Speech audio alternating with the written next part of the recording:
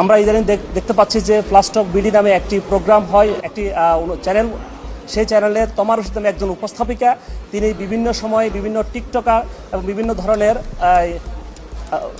ধরনের আপনার হচ্ছে কি অভিনেত্রী ধরে নিয়ে এসে বিভিন্ন শব্দ চয়ন করে এবং এই শব্দগুলো বাংলাদেশের সামাজিকতার সাথে সম্পূর্ণ অসঙ্গতিপূর্ণ।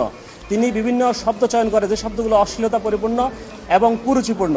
আমাদের বাংলাদেশের বর্তমান যে জাতীয় অনলাইন গণমাধ্যম নীতিমালা আছে, এই নীতিমালার 3.6.3-এ বলা আছে যে শিশুদের মনস্তাত্ত্বিক, মানবিক এবং নৈতিক গঠনকে নেতিবাচক প্রভাবিত করে এমন ধরনের অশ্লীল, তথ্যগত ভুল ও ভাষাগতভাবে অশোভন এবং সহিংসতামূলক অনুষ্ঠান প্রচার সম্পর্কে সতর্কতা অবলম্বন করতে হবে। তিনি এই নীতিমালা লঙ্ঘন করেছেন। এবং আরও একটি নীতিমালা, সেটি হচ্ছে 3.6.5।